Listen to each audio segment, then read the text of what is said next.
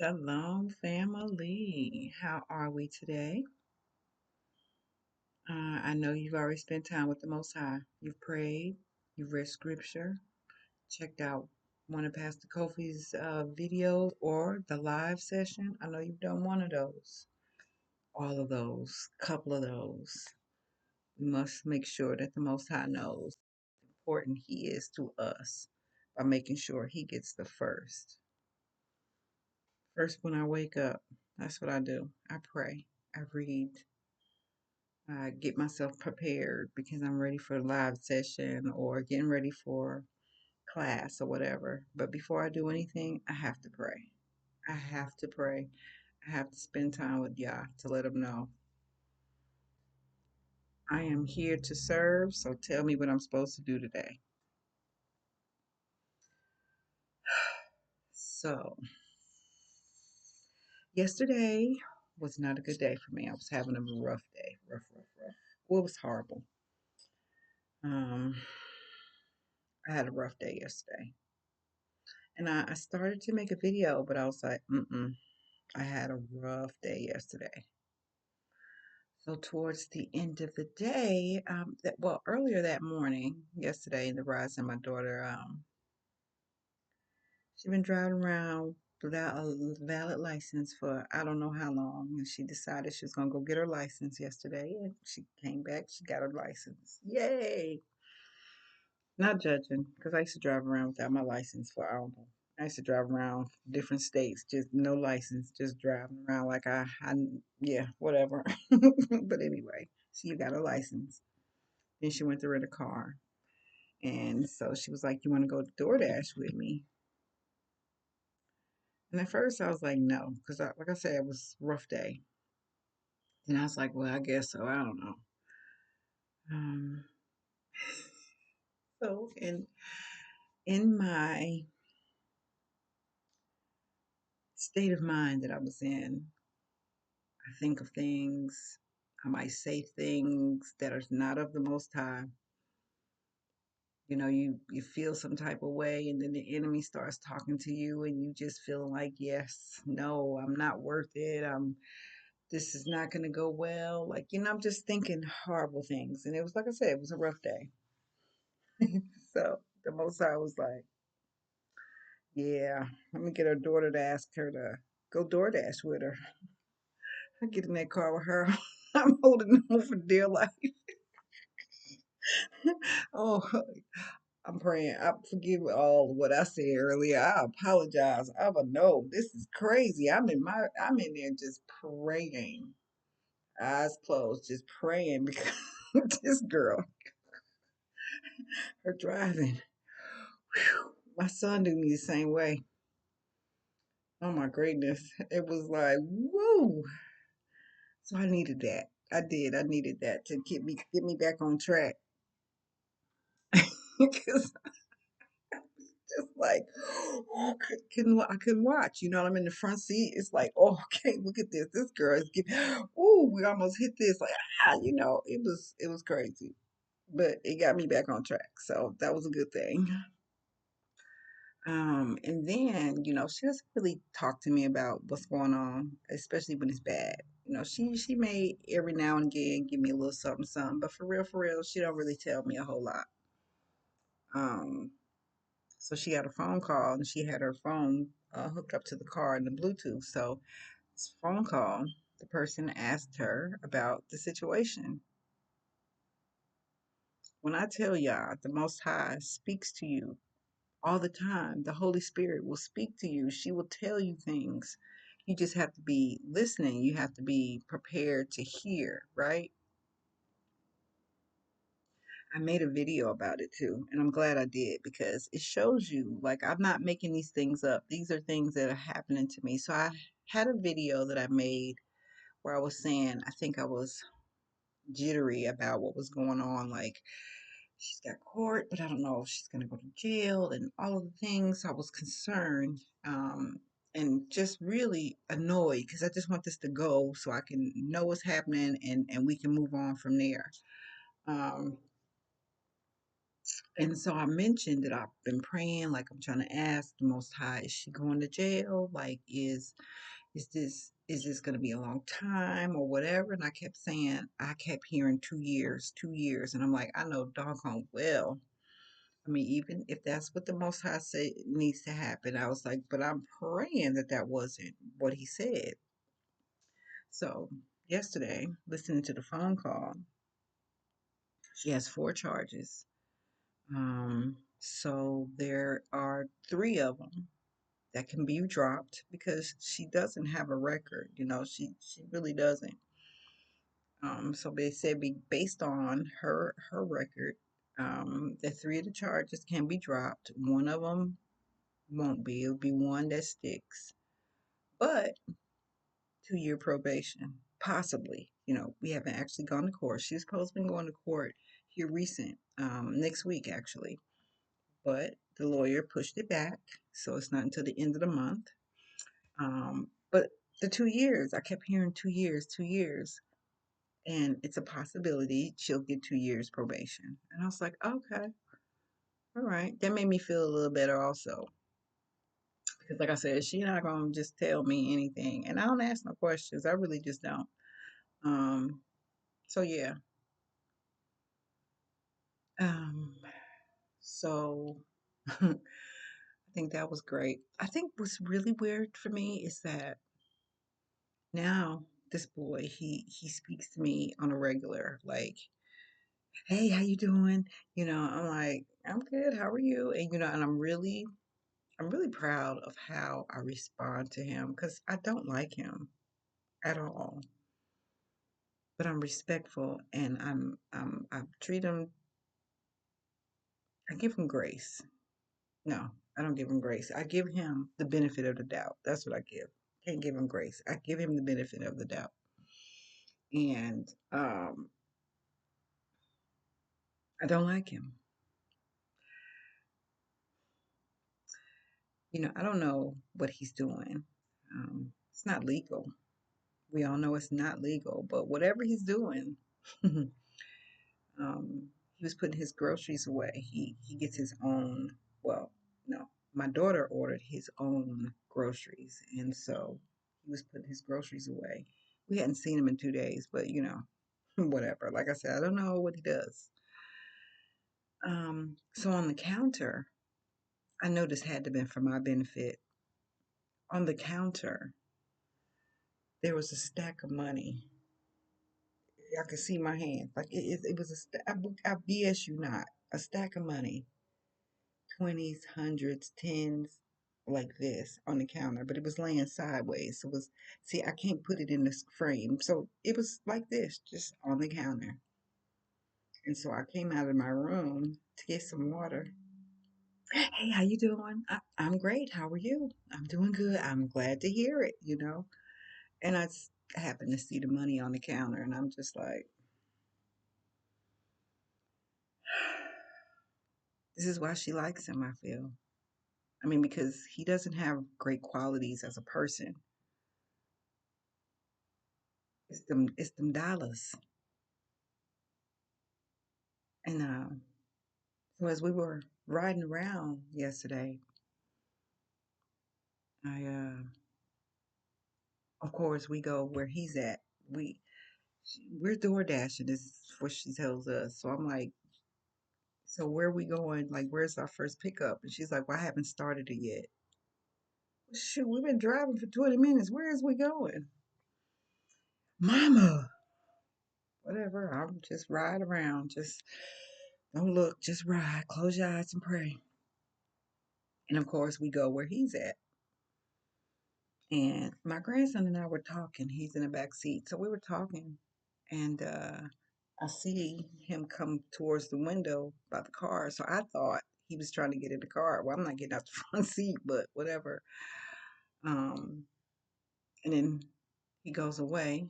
So then my daughter gets in the car and she was like, he spoke to you. And I was like, oh, did he? I apologize. So I rolled my window down. Well, not roll, old time. I rolled the window down and I was like, I apologize. I didn't hear you speak to me. How you doing? I'm good. How are you? And I mean, just the big Kool-Aid smile. I don't know what it's all about. I don't get it. But she makes sure that she lets me know when he speaks to me or if he says something and I don't hear it. Because, I'm really up in age for real. 57. My eyes are bad. Even with the glasses on, my eyes are bad. I have selective hearing, seems like. I hear what I want. And like I said, I'm not a fan of his. So, no, I didn't hear him and I really didn't. Um, and I was telling him, because my grandson and I were in the car talking, and he was talking about, yeah, I see stacks in my mama room that he be bringing all the time. And I said, I guess that's what she likes about him. My grandson was like, yeah, probably. And I'm like, the root of evil is that love of money, of all evil. The love of it. The love of money is the root of all evil. Having money is not evil. Wanting money is not evil. But when you love it, like when you worship it, it's the root of all evil. And it will have you doing things that is questionable, um, immoral, you know. It reminded me of the money I saw when I was a kid. Well, a child. My dad wanted to make sure nobody ever showed me more money than he did, because that was his love right there, money. And I don't know if y'all have ever seen any of the videos. My dad used to cash checks when I was a child, and he cashed just about everybody's check. Everybody, he was the bank, and I kid you not, my dad was the bank. So he was going to go down to his job to go cash some checks, and he called me in his room, and he had $50,000 just laid across the bed, and he just wanted me to see it. So, I mean, I've seen large amounts of money. They don't excite me. And I'm really thankful that he did that because, you know, I learned like my dad had a lot of money, like no joke, lots and lots of money. But you had to do a lot. You had to go through a lot to be a part of his money. You were abused, treated like dirt, trash, garbage, um, in order to get that money. And I used to do what I had to do. That's what I felt like. I had to do what I had to do because I wanted that money. I wanted to go shopping. So I learned early on that, it's just some paper and I'm not willing to do anything for it.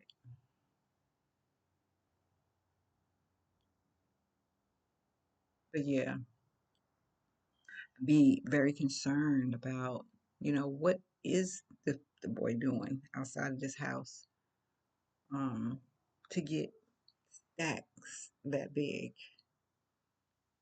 Still scamming, is he? Stealing? Like what? Will it bring doom to the home? Will somebody come and shoot it up because of what the choices that he's making and her choices that she makes? I don't know.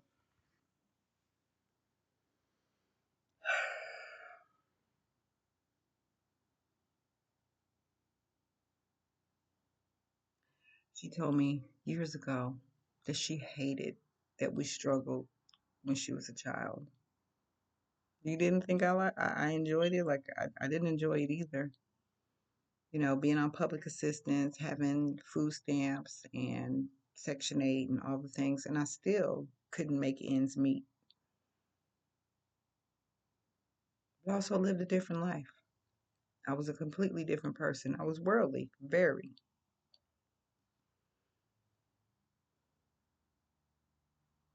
Someone said something to me, and they said, you follow the Most High. And they said, I'm only saying that because you say the Most High, but God, you follow. I said, no, I don't. I don't follow God. Like I really don't.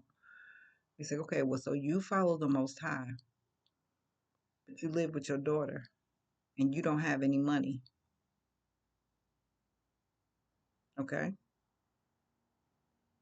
so You're saying that the live be wait. He says, so you're saying that following the Most High, you still struggle. You're still struggling. And I'm like, I am still struggling, but not the way you think. I definitely am. I'm struggling mentally though, because I'm trying to fight hearing the enemy talk to me sometimes.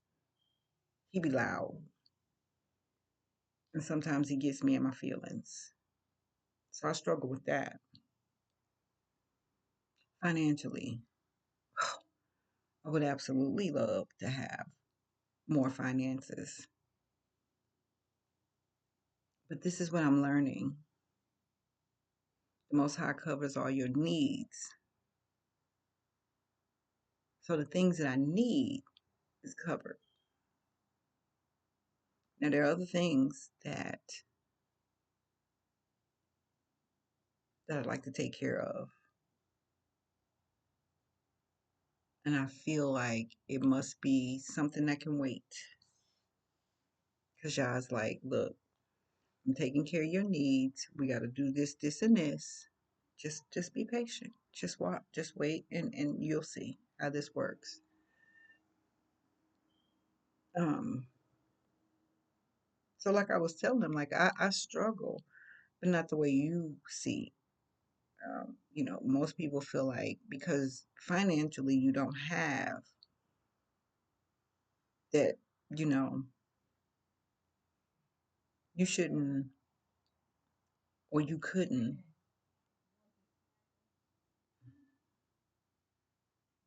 live a peaceful life or be happy.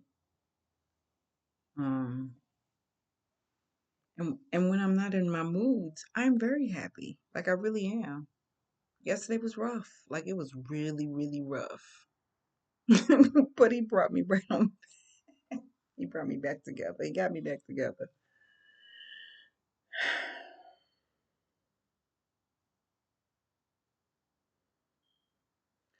I make the videos. I've written the books, and I have other books that I'm working on. Um,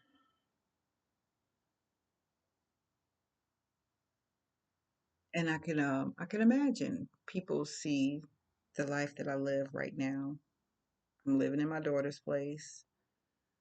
All of the things that I had are gone. I just have a few things because everything was in storage, and so the bill didn't get covered. And I don't have a phone. Haven't had a phone in almost 2 years.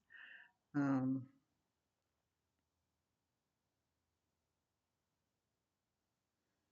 and there are some things that you know that if I had a way of changing it, I definitely would. But I'm patiently waiting because I know that the Most High has something planned for me. And as long as I continue to follow His will, I will reap the harvest. I'm planting my seeds now. And it takes time. When you plant seeds, they don't just pop up. So it takes time. So I'm patient and I just wait. So while I'm waiting, I keep working. I work on me. I work on what he's telling me to work on. I work on how I think, you know, I work on it. Being a part of SOC helps a great deal. You get truth on a regular basis, which is so necessary. I can't wait till we're all living amongst each other. That's going to be awesome because now the community are like minded people, and how blessed that's going to be. It's going to be a blessing for us to be in the same place, living in together, working together. So, yeah, I'm happy. The Most High is still getting me to. I'm sorry, I'm being nosy. Hold on. Of course he's gonna drive her the car she rented. Why wouldn't he? I'm sure with the big stacks he probably paid for it, so I guess that's okay, huh? Anywho, that's all I wanted to talk about today. Yes, you will have times when things are just feels like it's falling down on you. But you have to stay grounded in God's word. He'll get you over it. Sometimes he'll have something, he'll have you get in the car with one of your children and he'll bring you right on back to where you're supposed to be. Whatever you do, don't stop. Don't give up. Keep moving forward and know that this is just a season. So in this season, you plant. The next season, you reap the harvest of your seeds. So it is what it is. And I can't make people hear me or understand where I'm coming from. I learned something that this is something I learned early on that the Bible is not for everyone. That blew my mind. It's only for those that wants to choose to follow it. We're not here to save the world. We're here to bring our brothers and sisters back into remembrance of who they are and who they belong to. So, with that being said, shalom, fam.